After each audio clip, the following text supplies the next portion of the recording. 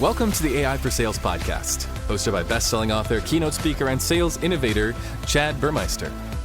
This is where the future of selling comes alive, exploring how AI transforms customer experiences, drives sales outcomes, and reshapes the way we connect, compete, and close business.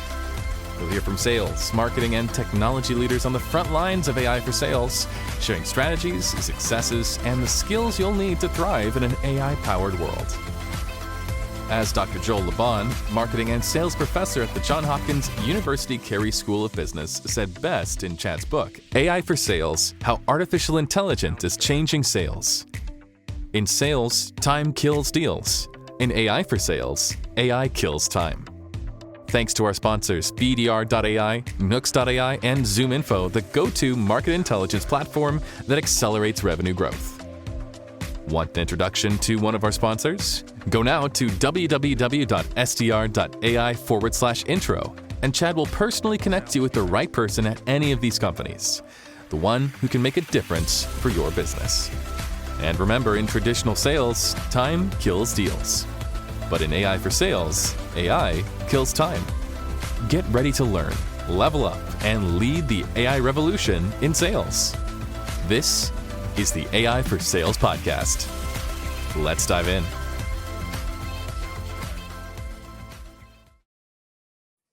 Welcome back to another AI for Sales podcast. To be honest with you, this is my third in one day, and I'm so excited because Wes Baker I met at a conference, not a conference, the SDR Leader Conference in Dallas just a few weeks ago. And what an amazing conference that was to have people from all different SDR departments from across the world, not just America, but the world, 500 plus leaders at one place, one time.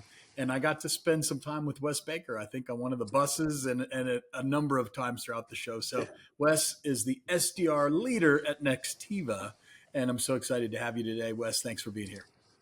Yeah, thank you, Chad. Yeah, the Pipeline Conference, Sam Nelson's got some magic cooking up over there, but he's really nailed the SDR leader ecosystem and getting everyone together under one roof to talk about best practice. So definitely love that conference. Had a great time and fantastic meeting you for breakfast. And we had the cowboy hats on and everything. It was a really fun one. I learned a lot, and I'm excited. Provided by Nooks, I think, actually one of the sponsors of this show, in fact. So there you go. Nooks just keeps coming up in conversation. I guess before we get into my normal questions that I ask, let's raise the question. What was your biggest, if you could narrow it to one takeaway, was there a big takeaway for you from that conference? Yeah, there was a couple. I definitely love just the SDR leader being the centerpiece of the go-to-market tech and really owning that function and making sure you're involved in those conversations. So I'm trying to do that more in my career. I've purchased a bunch of tools, but just a constant reminder of why we're so important and why we need to keep on pushing that envelope on that one. Other big learnings, I think, for me personally, just because I've done SDR leadership for 12 or so years, is just how to manage Gen Z. I think we're coming out of, there's not many millennial SDRs anymore, and Gen Z is definitely a different beast. So I took some learnings back from the conference of what motivates them, what gets them excited, what makes them tick, because I've definitely learned from mistakes of what doesn't work. You know, they definitely act a lot different from millennials, which is my generation. Yeah, that's good. The digital nativeness, I think, of Gen Z is pretty phenomenal. I can pass a project over the fence and they'll come back and, I just did one and they said, hey, we had 85% booth attendance rate for an event that we just staffed and our typical has been 60%. It was like, if I told them how to do the booth management, we may have stayed at 60%, but no, we moved it up to 85. So that's incredible. Yeah, I think the biggest thing that I learned from them or just at the conference about it all, was Gen Z is they have a sense of being able to sniff out authenticity like no one else, just because they grew up in the social media era where they see a lot of fakeness and people posting just for clout, and they can really see like who's somebody that's telling the truth and who's not. So leading through transparency, leading through being as fair as possible, like they admire that a lot more. Also learned that they're not as money oriented as millennials. So the millennial generation, myself included, hyper competitive, super driven about career growth and money. Less so for Gen Z. They're more driven from purpose, feeling like they have a purpose, knowing that they make a difference. So when it comes to like spiffs and stuff, like I'm tailoring my spiffs and how I think about that a little bit differently, just knowing some of these things. But it's interesting because I come there with the problems I'm dealing with, and then I hear the other leaders say that they're dealing with the same problems. I'm like, and this is the solution they came up with. So yeah, definitely interesting and different, and always learning, right? Always learning what's Always working. be learning. So let's see. First question I like to ask, and maybe you can frame it in two different ways. Take this one however you want to take it. I like to look at AI transformation from the customer experience. So you could think Mm-hmm.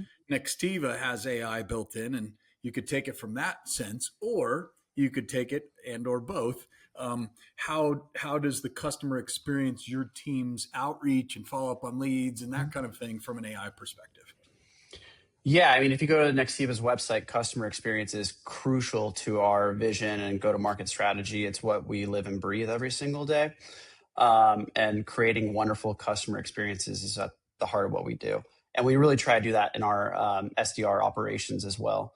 So it's making sure that, even though we're very AI focused, we have AI everywhere in our business and all of our operations, but there's still a human touch behind the AI operation. So whenever you speak to somebody, whenever something gets escalated, like there's still a human helping you move the needle to whatever you're trying to get done. I definitely think it's just always trying to create a wonderful customer experience and always asking yourself, like, hey, put yourself in the customer's shoes, right? And sometimes we lose sight of that just because business moves so fast, especially a business like Nextiva. But reminding ourselves constantly what's the most important thing. Like, if you put yourself on the other side of the fence, like, is this a wonderful experience? And it's not just customer experience. I also think it's like a prospect experience, like, right? Like the buying experience. Like, are you creating a wonderful buying experience that makes them delightful and delighted to work with you? But yeah, always top of mind. AI is definitely changing it quite a bit, but still the humans are pushing the buttons at the end of the day with the AI helping them. Love that. I mean, human first, I think, is becoming more and more of a thing. I know in Austin, there's this bar where you're not allowed to bring your telephone in. And it's Mm-hmm. so awesome because you put it at the door, you check it in, and then it's just human to human without anybody going and reading their phone. That's funny. That reminds me of I was in San Francisco for quite some time, and there was these corporate retreats where same thing. They would make you lock all your tech up, and I think we're going to see a resurgence of all that stuff. Like people are definitely like, it's not just tech now; it's AI, right? It's going to be running all of our lives, and there's going to be hey, disconnect for a while and touch some grass. Be in nature a little bit, and sometimes disconnecting and just focusing on the human connection goes a long way. Yeah, I think you're right. Talk to me about where you've mentioned when we had breakfast that you use a lot of tools. You said it here again today. Is there a case study perhaps or something you can share where you've used AI in your Mm-hmm. processes and maybe how did it increase sales, decrease time, like the business benefits around deploying it? Sure.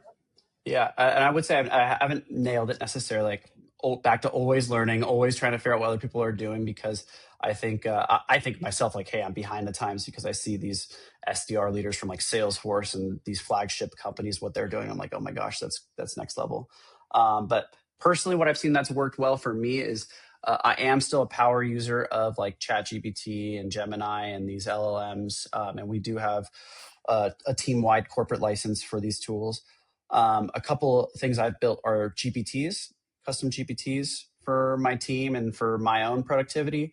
A couple in particular that have moved the needle for me is creating like qualification GPTs where we can take the call transcripts from one of our call recording tools. If it was a discovery meeting or a handoff meeting to an account executive, we have frameworks similar to like Spiced. I don't know if you're familiar with the Spiced framework, but I do not I've know that one, but I will check yeah, it out. so it's a new version of Bant, right? I think Bant, in my opinion, is fairly dead. It depends on your sales cycle and your speed to sale, and we have a pretty fast sales cycle, so it can work in some instances. But uh, I've created a framework. It's similar to Spice, but it's called Scope, and it stands for situation. So what's the situation? Who's the buyer? Challenges. What challenges are they experiencing? Operator, who's the operator of the deal? What's the project? Who's involved? How do we get this over the finish line? And then evaluation, which is kind of like timeline, right? So I have a GPT that scopes out the call. So it kind of also is a play on words a little bit. It's easy to remember too. The acronyms need to be easy to remember. BANT is like, I don't know. It's not fun. Yes. Make it fun. So I have a GPT that spits out scope notes, and the XDRs can go and put that into Salesforce. But the idea is like at some point we'll fully automate this where, hey, our call recordings can automatically scope out the call for us and hand those notes to the account executive. And it's very detailed oriented. But yeah, creating a consistent framework for note taking has been a good GPT that's moved the needle, and the account executives love it. The sales leaders love it. We review our qualified opportunities on a daily basis with leadership. So making sure that's a consistent framework where we can read the notes quickly has been pretty nice. I think it's a pretty good use case. And it doesn't have to be scope, right? You can use whatever framework you do, but having a GPT that you can upload the transcription to and then it spits out a unified way of note taking has been pretty good. That's amazing. Yeah, I think of the grinding of the gears when you do a handoff. If it's done inappropriately, then the AE gets in the call and says, all right, so what are you guys all here to talk to us about today? It's like, dude, right. I just had the same call with your BDR 3 days ago. What are you talking about? And you don't have to do that anymore. Yeah, I feel like we've all fought that battle. And I continue to fight that battle today, to be completely honest, right? But making sure the A's read the notes, making sure they ask second line questioning of what the XDRs have already uncovered, right? Making sure we don't repeat that same call we just did. Otherwise, what's the purpose of the SDR, right? So constant battle, constant challenge, especially with newer reps or reps that haven't worked with SDRs that closely yet. But there's ways that we try to combat that with like a handoff email with those notes included and all that goodness. But yeah, don't say I have it necessarily solved. Always working to make that handoff process better. One presentation I don't know if you were in on was I think general manager of Cloudforce, I guess, from Salesforce, and then the SDR leader sat alongside, and then Rohit is another person from Salesforce. And what they were talking about, if I could summarize their panel, was, hey, the need for humans in the loop is very, very important. And it's more like an augmentation strategy than a replacement strategy. That's one of the kind of misconceptions I think that I see around AI. What are some of the misconceptions that you're seeing as you deploy AI at your SDR organization? Yeah, it's a good thought. I think that, AI, it's definitely not here today to take SDR jobs or anything like that. I definitely think it's more augmenting in its current state, but I don't want to discredit it and say like, hey, this can't replace my job even at some point in the future, because I'm a big fan. I don't know if you know the Singularity event 2045, Ray Kurzweil, but he's the guy at Google DeepMind who's like predicted the self-playing piano and who would beat the first chess. And so 2045 is the date on his mind. And I'm like, who knows where AI can really take us, right? But for the time being, yes, it's definitely not replacing. It's definitely augmenting. I think more so on the inbound side, that's where we'll see more of, okay, maybe it can do like fully qualify an inbound opportunity without needing SDR support. But then again, it comes to what's that customer experience behind it all. Because if you're fully automating, but you're not delighting the customer and they're going to move on to the next person that does answer the phone, then it's not actually benefiting the process, right? But if you can use AI and the customer feels like, wow, the system really understood what I was trying to communicate, it is able to diagnose, it's able to find a solution for me, okay, maybe it does improve the customer experience process. So that's where I always come down to is like, yes, you want to push the needle on these tools because it can reduce costs and it can increase, velocity to sale. But if it's impacting the customer experience, then it's doing more harm than good. So yeah, I know I didn't see the Salesforce panel, but I saw the highlight reel for that one, and I was so bummed that I missed it because I was like, oh dang, they are on the leading edge because they have access to so many tools. They're building their own agents over there. But it's interesting hearing others say that, hey, it's definitely augmenting right now.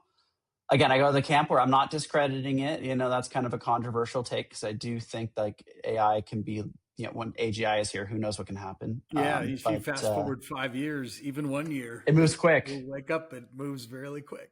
It moves very quick. And I think there's going to be definitely a weird period, if we're not already in the weird period, where like people are potentially being replaced because, hey, AI is able to do your job that you were previously doing, and people are going to need to develop new skill sets in order to either control the robots or, you might be controlled. So yeah. It's an interesting time, that's for sure. I think it also should free us up to do things that we are built to do as humans, and enjoy doing, and like going to the beach or being on a mountain and skiing.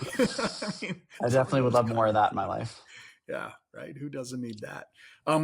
Talk to me about balancing the automation with the human touch. My last 4 guests on this show were all phone, voice, AI agent stuff. And some of the big guys, one company grew to 6 million in ARR in 8 months by deploying this technology for inbound leads called Sales AI. Another company does virtual assistants. That was just the call that I did a little while ago today. And it's just amazing to see. Most of the perception is, hey, the quality of service is actually starting to surpass the quality of service because it has access to your CRM, every prior transaction, all of it. It's pretty amazing. But how do you balance personal touch with AI? Yeah, it's funny you mentioned that too, because I'm your 5th person then, it sounds like, where we actually offer a similar tool as well. So Nextiva, here's my plug, does offer Expert, XBERT, and it is an AI receptionist that can qualify the customer for you and understand what they're trying to do. It's built off of all of your internal documentation, so it's able to answer questions precisely. And then Nextiva, we're a communication platform, so it's able to route that call to the correct rep as well. So we are building that as well. So a little plug, check that out, Expert from Nextiva. But yeah, we're using our own tools, right, for our own website and our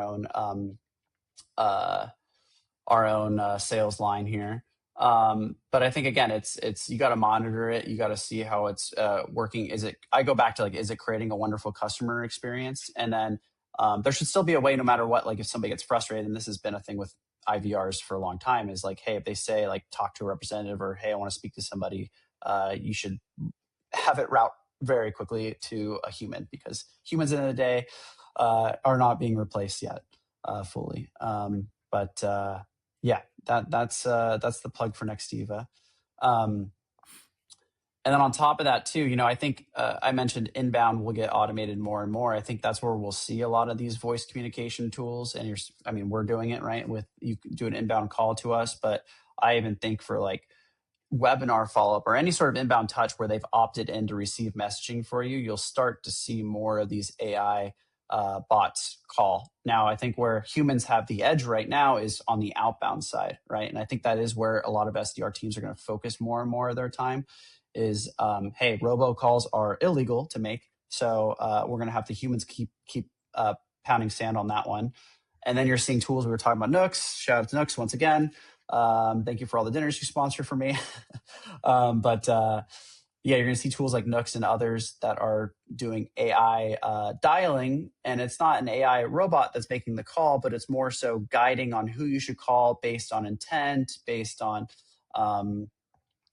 who's most likely to pick up the phone. It can call based on priority level. So it'll guide the human on how to be more intelligent with their outreach and their task prioritization, less so of creating the automation with actually speaking to a robot on the phone. So yeah, that's where I see a lot of SDR teams probably putting more and more eggs in that basket rather than putting more emphasis on processing inbound pipeline. Every quarter, your pipeline goals go up. But when SDR teams are bogged down by prospecting, dialing, and coaching busy work, they struggle to hit their goals. That's where Nooks comes in. Nooks helps you double and even triple the pipeline you generate. Nooks is the AI sales assistant platform that automates account research, list building, and getting more great prospect conversations, so you can focus on the human side of selling. Companies like Seismic, Modern Health, and Greenhouse use Nooks to radically increase outbound pipeline. See how you can build more pipeline today by visiting nooks.ai. Yeah, it's interesting because I can't remember if we talked about it. I led sales for Connect and Sell for 3.5 years. And I remember at the time, the average dial to connect was 22 to 1. And that's in navigating heavy switchboards all the way to inbound calls. But the average blended rate was 22 dials to have one phone conversation. And no one Yeah. would believe it. They were like, that can't be the math. And it's like, yeah, the math's the math. Now, it depends, right? If you're calling all mobile phones and there's no gatekeepers, then it could go as low as 8 to 1. What I love about the Nooks platform is the ability, to your point, to have multiple data sources built in and then measure all of that over time to say, oh, this is the better phone to call for this particular person.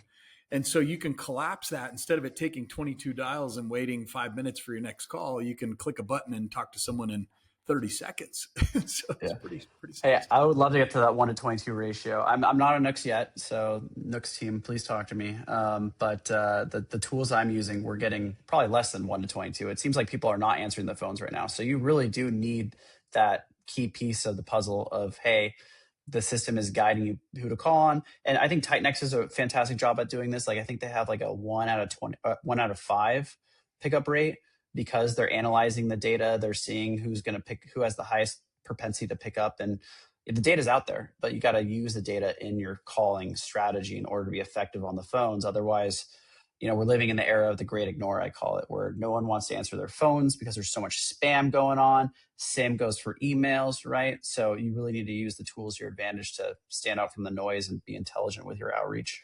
Yeah, that's good. Well, I know Ryan Reisert, Phone Ready Leads and TightNext merged up at some point a while ago. And he also has a similar background to what I have. And what we both discovered is there's picker uppers, so to speak, the people who will pick up. And then there's non-picker uppers. Unfortunately, something like 60 to 70% of people are usually non-picker uppers. And so that kind of tells you multi-channel approach matters, right? You want, Right. like, if you're a LinkedIn heavy prospector, great. You're going to go skim the cream on really high response rates. Email can work for events and a lot of other outreach channels, and the phone works. So you Yeah. kind of need to be doing all in today's prospecting world.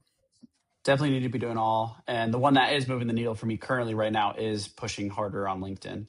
I've had tens of thousands, if not more than that now, of engagements on LinkedIn. We have a sequencing tool that we're using for that. And I'm seeing about a 7% reply rate, which is actually pretty high. And then, compare that to the phones or email. And this is cold outbound, never heard of Nextiva before, giving us the shot to, pitch to them if they reply to our emails or our LinkedIn. So yeah, you definitely got to figure out where your audience lives and breathes. And it's not the same for every industry, right? Nextiva, we sell to IT and operations. So those people do tend to be on LinkedIn. But I was at Cloud Kitchens, which they do ghost kitchens. I forget if you're familiar, if we had a discussion about Cloud Kitchens, but we found out that our audience actually lived on TikTok. So we would sell to restaurant owners, primarily mom and pop shops, and they're not on LinkedIn, right? We figured out, hey, they're running their social media accounts on TikTok and Instagram. So I had my SDR team over there create foodie personas targeting restaurant owners, leveraging TikTok, leveraging Instagram. And that's how we built our pipeline. So depends on the industry, but yeah, social media is definitely an underutilized resource in my opinion. Wow. Well, I think we talked about my son who's working for the company that I sold called BDR.ai.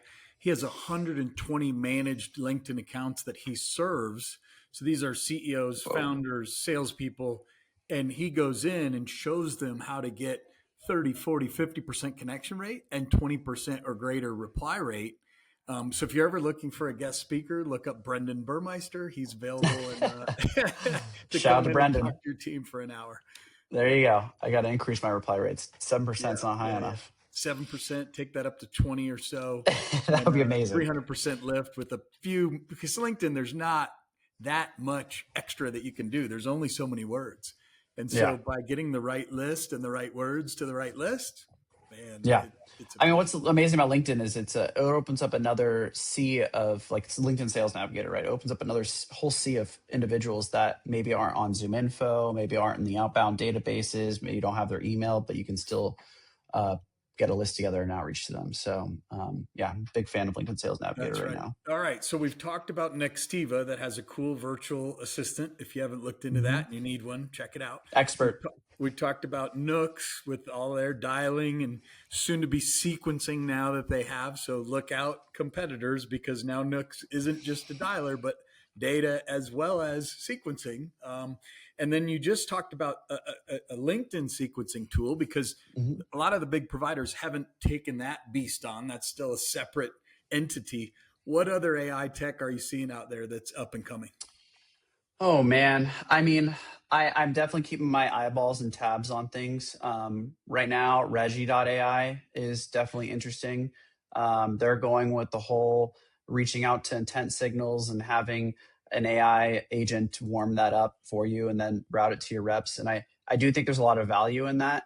I'm not completely sold on them yet, but I think what they're building is super interesting, and I would love to see the direction they go with that.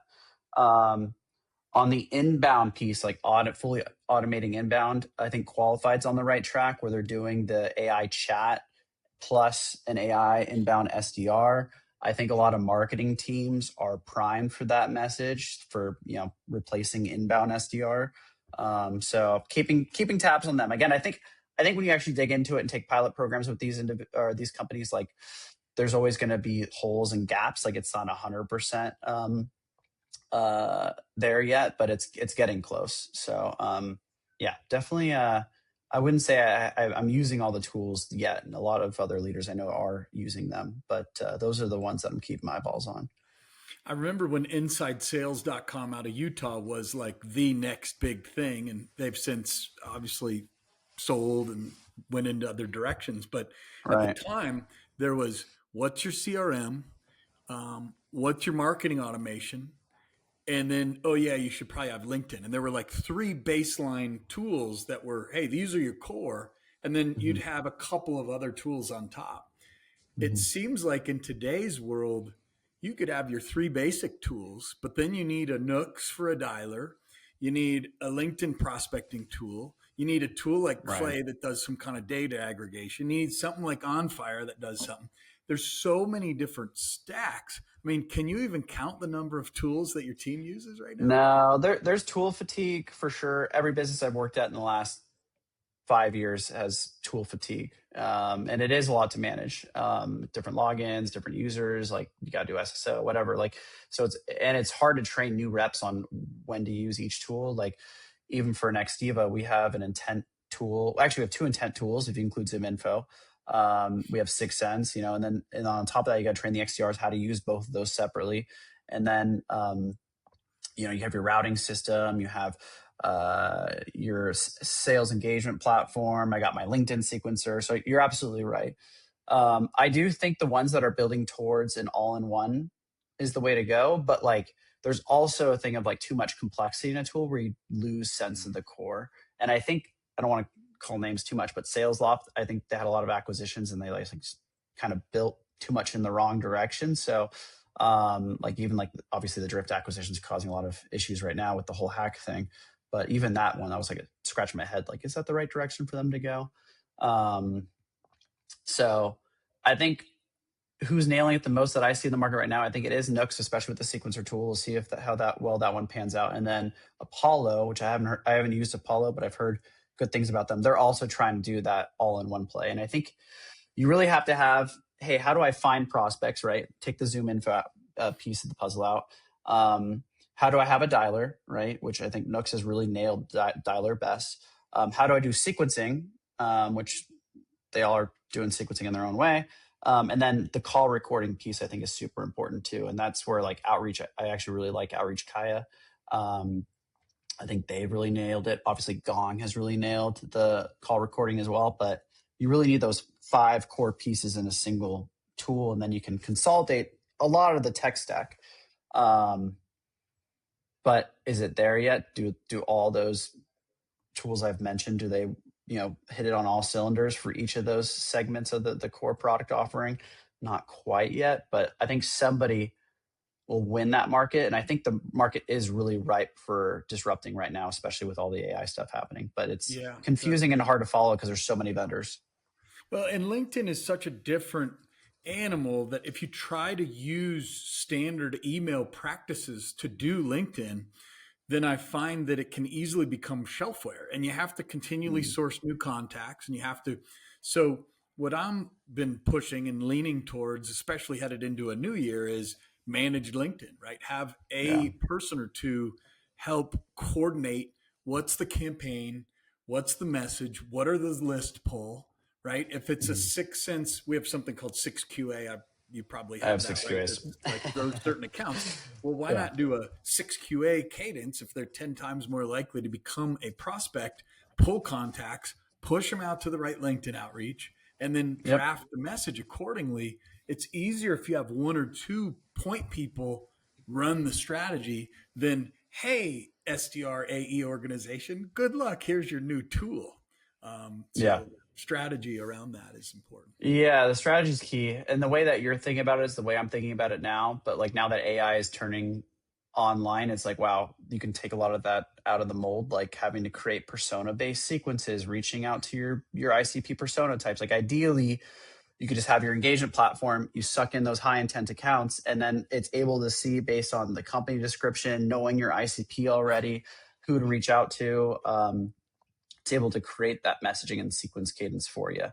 But I agree, it needs to be owned by a couple people who have a good understanding of how the tech stack flows and how things operate, and then figure out the messaging piece as well. So sounds like we've done something similar, but I have a Tiger team, an outbound Tiger team that's really trying to nail this down, because there's so many intent signals out there too. We're living in the era of just like so much data out there. You can see who's on your website in an instant. But how do you find the right individual? How do you have the right message for them? How do you get them excited? That's key pieces of the puzzle that the Tiger team tries to figure out. Last two questions, I'll merge them into one so you can spend as much time or as little as you want on either.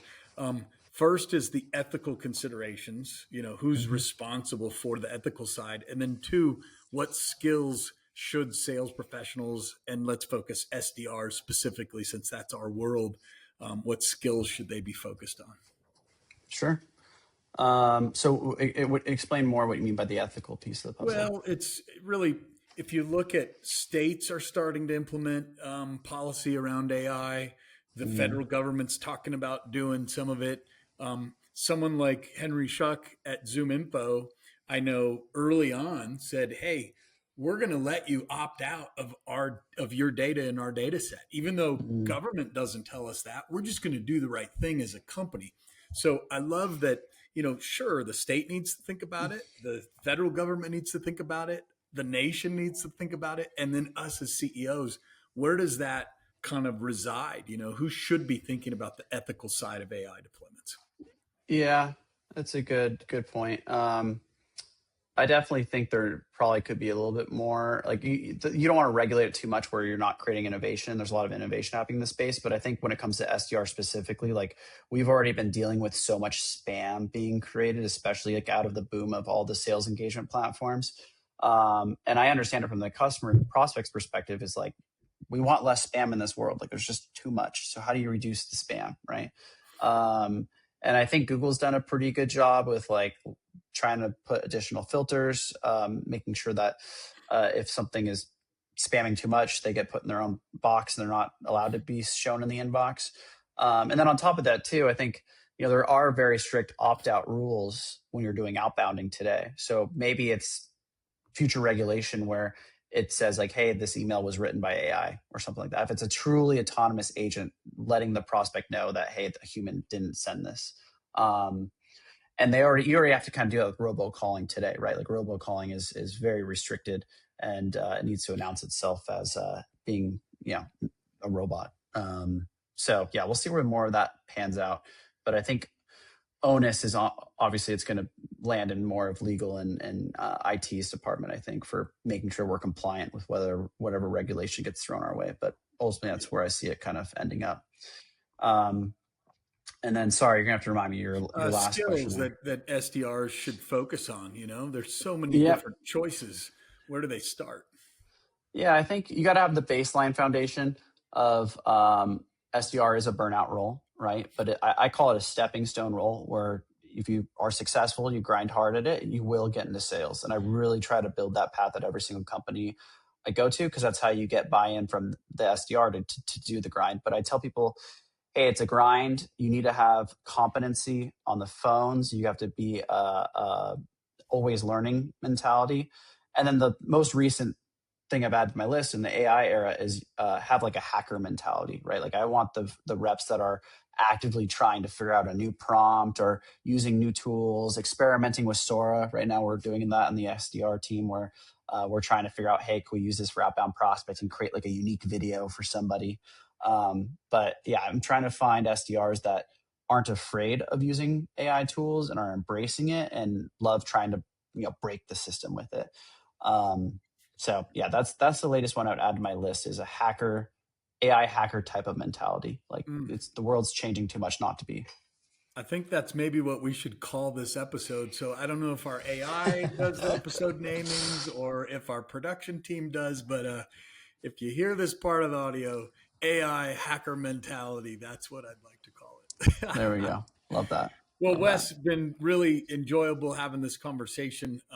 When you go to a conference like SDR Leader and you hang out with people that are eating the same food that we all eat in the SDR land of all the technologies and tools, it's just good to validate some of the things that we're doing. And I love the new addition, AI hacker mentality. That's amazing. Yeah, no, it was great meeting you. I appreciate you bringing me on the podcast. The one last thing I wanted to ask you is at the conference, you let me, or you gave me a bet, right, for SDRAI.com. If I can sell that, you get 10%. I just want to know, is that bet still on? And we can extend that. I think we could put it to a year-end close. So December 31st. Okay. If the sticker number is 7 figures. So anything over 7 figures that you get, you'll earn 10%, SDR.ai. How about 20% and I get my team on it? Give them 10. Hey, I think we could do that deal. Yeah. Have your team. Boom. All right. I'll hold you accountable. I got handshake right here. The deal's on. 12/31 close date. 20% goes to split between Wes and his team. All right. I'll get the AI hackers on it right now. I love it. All right, everybody. Thanks for joining another AI for Sales podcast. And we'll put Wes's LinkedIn profile in the show notes so that you can reach out if you want to have a conversation. Thanks, everybody. Thanks, Chad. Thanks, guys. Thanks for listening to the AI for Sales podcast with host Chad Burmeister. This episode was brought to you by BDR.ai, Nooks.ai, and ZoomInfo, the go-to-market intelligence platform. BDR.ai helps sales teams accelerate outreach and book more meetings automatically, using AI to personalize messaging across LinkedIn, email, and beyond. Nooks.ai is the AI-powered sales assistant platform that automates account research, list building, and connects reps to more high-quality conversations, helping teams double or even triple their outbound pipeline. And ZoomInfo gives your revenue teams the data and insights they need to find, engage, and win their best customers, helping you move faster, work smarter, and grow revenue at scale. If your company is serious about driving better outcomes with AI for sales, here's the fast track. Forget the endless website clicks and forms. Go straight to the decision makers at these companies, the ones who can move the needle for your business. Chad will personally connect you with the right leaders at our sponsors, the people who can actually make a difference in your business. Head to www.sdr.ai/intro and unlock your direct line to a more closable pipeline, powered by AI. Until next time, keep leading the AI for Sales revolution, and remember, in sales, time kills deals. But in AI for Sales, AI kills time.